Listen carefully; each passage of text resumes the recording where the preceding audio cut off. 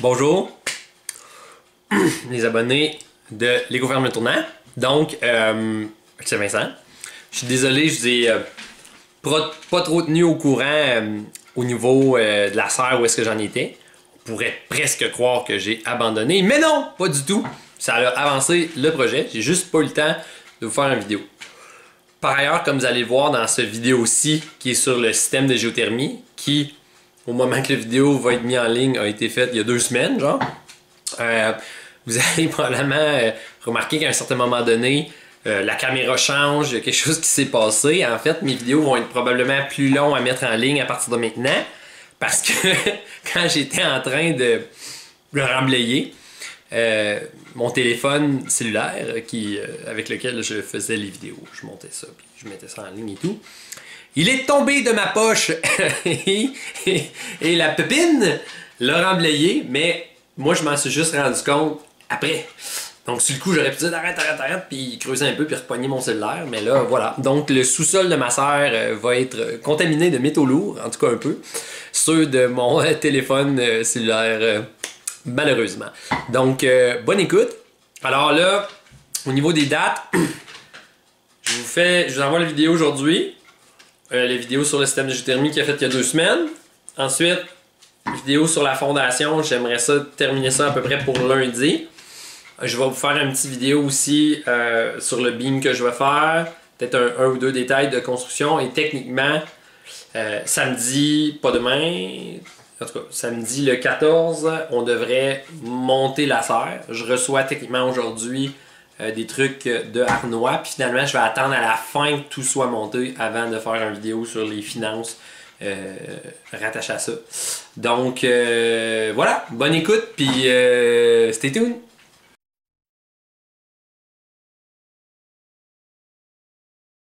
Le système de géothermie que je vais installer, ça s'appelle un GATH system, je pense que ça veut dire Ground to Air Thermal Heat Exchanger, quelque chose dans le genre. En fait, c'est un système que j'ai pris du livre My Year-Round Solar Greenhouse.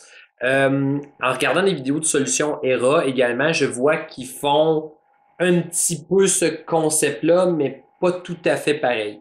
Là, on va voir dans la vidéo l'installation, des bribes d'installation, mais on va pas voir à proprement dit le système en train de fonctionner. Ça sera pour une vidéo plus tard quand tous les tuyaux vont avoir été installés. Bon, alors faites à noter aussi que dans la vidéo de Solution ERA, il disait bon, il fallait qu'il tire l'air avec sa fan, alors que ce qu'on écrit dans le livre de My Year-Round Solar Greenhouse, c'est plutôt de pousser l'air, puis que de tirer l'air, c'est inefficace par rapport à pousser l'air. En tout cas, c'est un petit détail qui peut-être les gens ont eu la formation sur les terres solaires passives de Solution ERA vont peut-être comprendre. La façon dont le système fonctionne, c'est qu'imaginez-vous qu'on a la serre ici. Mais en dessous du sol, on va essayer d'isoler le contour.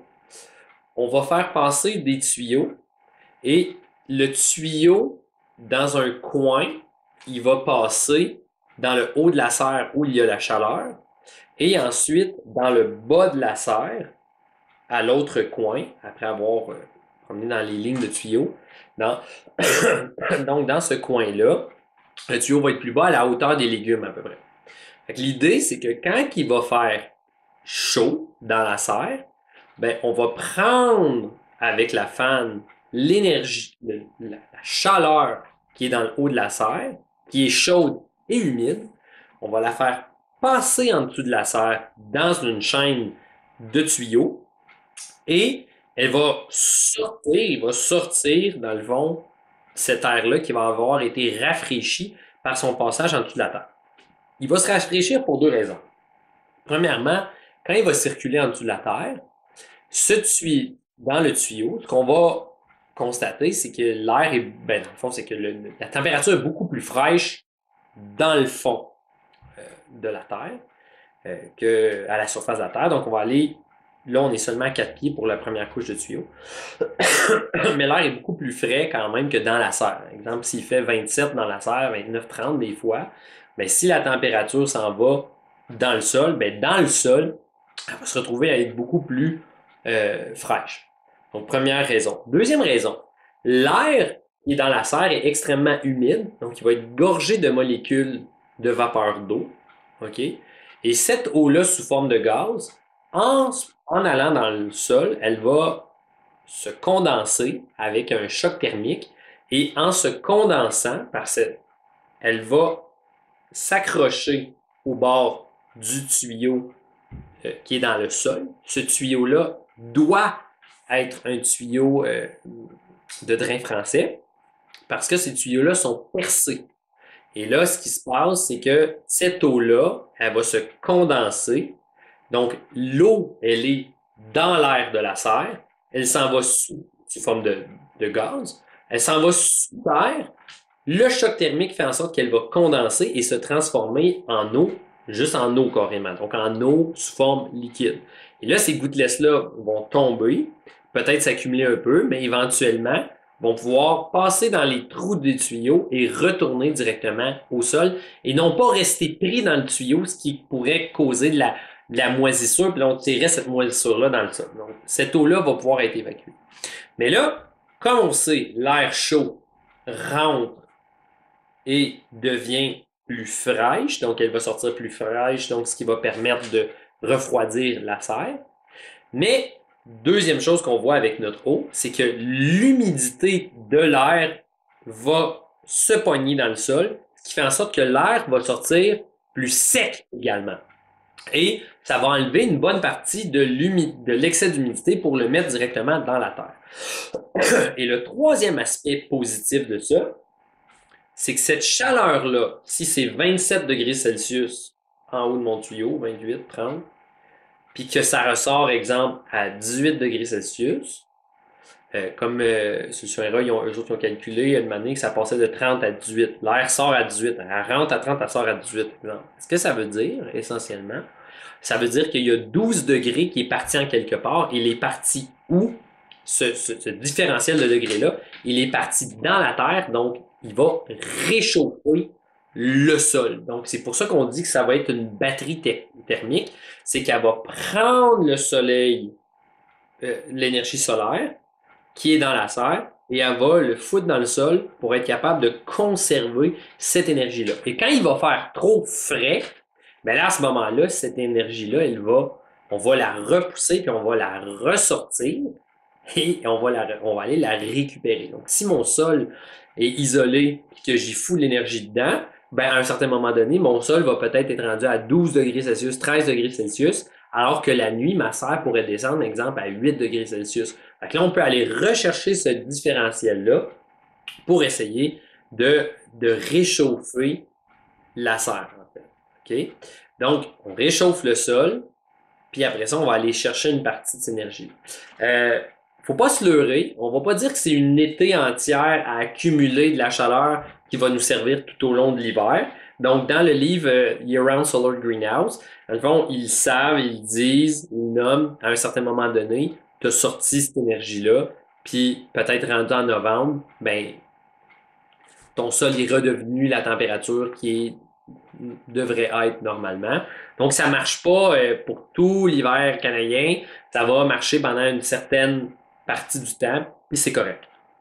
L'autre chose, par rapport à ce que j'ai pas dit, c'est que les tuyaux, donc ici on a le sous-sol de ma serre, mais les tuyaux, ils restent à 4 pieds et j'ai le même système à 2 pieds. Donc ça, vous allez peut-être voir une partie dans la vidéo, mais il y a une partie qui a été tournée pendant que qui n'a pas été tournée parce que mon téléphone est en train. Toujours est-il que voici le fonctionnement du système. Et on se rappelle pourquoi est-ce qu'on fait ça? On fait ça parce que je l'appelle le paradoxe de la serre. Le matériel, parce que c'est notre polycarbonate ou un vitrage, qui fait en sorte qu'on est capable d'accumuler l'énergie solaire, c'est également le matériel qui fait en sorte qu'on perd l'énergie solaire. C'est un grand paradoxe. Donc, c'est-à-dire que, je rappelle toujours l'histoire de l'auto. Si tu es dans un auto, puis tu es dans un parking à Laval, dans first place ever au monde, dans un parking où il y a juste de l'asphalte partout, puis là, le soleil plombe, ben là, tu es dans ton auto, c'est pas long qu'il fait chaud, On pourrait même tuer un enfant de le laisser dans ton auto tellement il fait chaud. Pourtant, si cette nuit-là, la température descend à 5 degrés Celsius, ben, tu peux pas dormir dans ton char. Ça accumule pas la chaleur. Ça va l'accumuler sur le fait, en raison des fenêtres et tout, puis ça va le perdre illico en raison des fenêtres. Donc, les systèmes de barils d'eau, les systèmes de géothermie, c'est une façon de tricher un peu, de dire, on va accumuler et on va essayer de stocker d'une certaine façon cette énergie-là. Donc, je suis vraiment content sur quelque chose, sur le système que j'ai installé jusqu'à date, c'est que ça ressemble vraiment à tout point à ce que j'avais vu dans le livre Year-Round Solar Greenhouse. Là, si on regarde les photos, c'est vraiment, vraiment la même chose. Et dernière chose avant de vous laisser avec les images de la construction, c'est que... Quelle est cette dernière chose? Oui, les tuyaux dans le sol, idéalement, ils doivent être plus petits que les tuyaux dans la serre, ou du moins de la même grandeur. Donc, on pourrait pas, exemple, mettre des tuyaux dans le sol qui vont être 6 pouces, puis arriver, puis rabouter ça avec un tuyau de 4 pouces, exemple. On peut utiliser du 4 pouces que j'ai utilisé, du 4 pouces pour mon tuyau qui va être dans la serre, ou on pourrait utiliser du 4 pouces dans le sol, puis du 6 pouces dans la serre, mais on pourrait pas faire l'inverse. C'est important que les tuyaux dans le sol aient une certaine grosseur. Donc, acheter des drains français de 4-6 pouces, c'est ce qu'ils recommandent dans le livre. Parce que, si, exemple, c'est des petits tuyaux de 2 pouces, ben là, l'air, là, dans le fond, là, a plus de difficultés à se propager de cette façon-là. Donc, je vous en dis pas plus. Allez hop, on regarde le vidéo. Étape très excitante ce matin, où est-ce qu'on fait l'excavation pour installer le système de géothermie. Je fais un beau petit vidéo pour vous. Suivez la chaîne, je vous aime, bye. La première étape, c'est de creuser à 4 pieds, placer les tuyaux les plus profonds. La chaîne de tuyaux qui va être la plus profonde va être à 4 pieds. Fait que ce que je me suis fait, c'est que je me suis fait un gabarit de 4 pieds. Et moi, je vais être le gars qui va aller dans le trou et qui va mesurer, voir si on creuse ailleurs, si c'est assez profond. Bon. Projection dans le temps. On a creusé, là, je viens de finir de dîner. On avait parti un matin. Le trou est pas mal fini, mais les dents de la pépine, dans le fond, ont fait comme un bout comme ça. Donc je dois essayer de l'équerrir, comme je suis en train de faire ici, pour poser finalement mes styromousses. Donc les styromousses, ils vont être là pour isoler le trou, pour dans le fond mettre mes tuyaux ici, puis dire qu'on va pas juste mettre de la chaleur dans le sol puis la perdre. Dans le fond, on va essayer de la conserver grâce aux styromousses. Là, comme on n'a pas voulu aller trop proche de la fondation ici, dans le fond, il y a un jeu comme ça. Fait que là, ça a comme tombé, fait que mon styromousse est un peu de même, là. C'est pas bien grave, là, d'après moi. Mais, parce que tout dans le fond, ça se passe dans le sol, là, ce qu'on essaie de faire. Là. Mais ici, dans le fond, ce que je vais essayer de faire, c'est que je vais essayer de mettre... Oh, vois-tu ma main? Oh, je vais essayer de mettre un styromousse ici.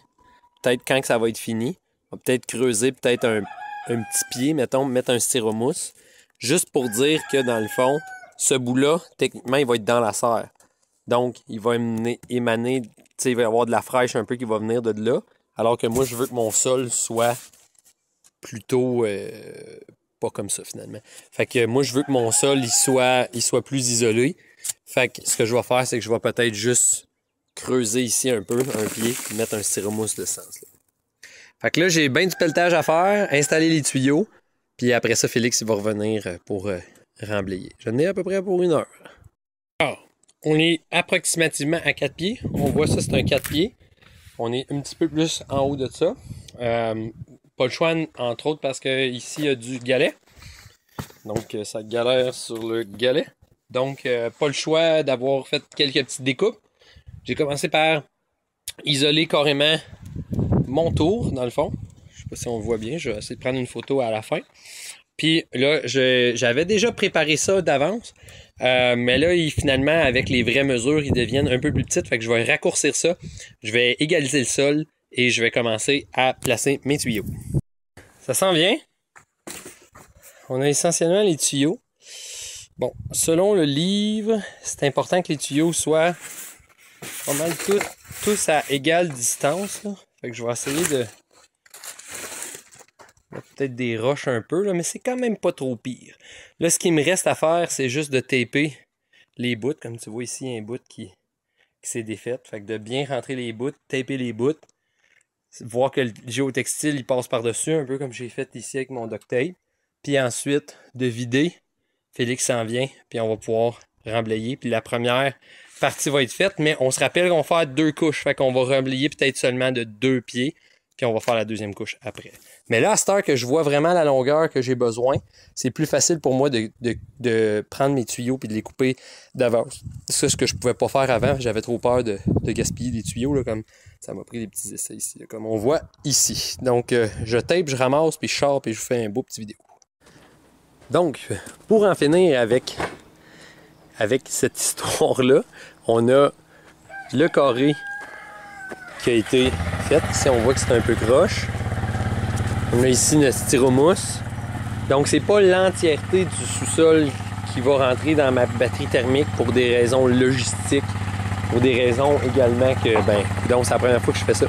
Et qu'est-ce qui est drôle, vous allez peut-être remarquer que la qualité de l'image a changé et que ça a été long avant que je fasse cette vidéo-là, mais en fait, c'est que quand j'ai commencé à remblayer, mon téléphone est tombé de ma poche et il est quelque part là-dedans, ce qui fait en sorte que je suis un genre de gars qui perd son téléphone. Là, je ne le perdrai plus jamais. Je sais exactement où est mon téléphone. Mais malheureusement, je n'y ai pas accès. Fait qu'à partir de maintenant, c'est une bonne vieille caméra digitale que j'ai achetée dans une vente de garage qui va servir à capter tout cela.